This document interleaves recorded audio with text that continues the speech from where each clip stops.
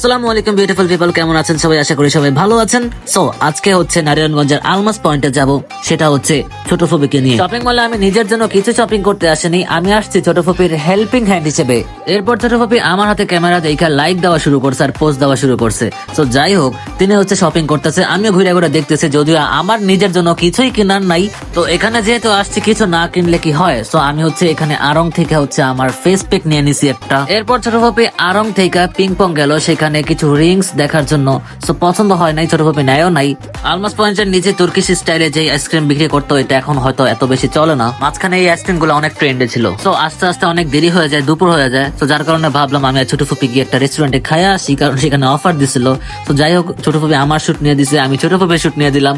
তারপর রেস্টুরেন্টে গিয়ে ভাই অপেক্ষা করতে করতে শেষ। তারপর হচ্ছে পেটে তো কিছু দিতে হবে ভাই, ঠিক না? সো যা পাইছি ভাই তাড়াতাড়ি খাইয়া তারপর চলে আসছি। আল্লাহ হাফেজ।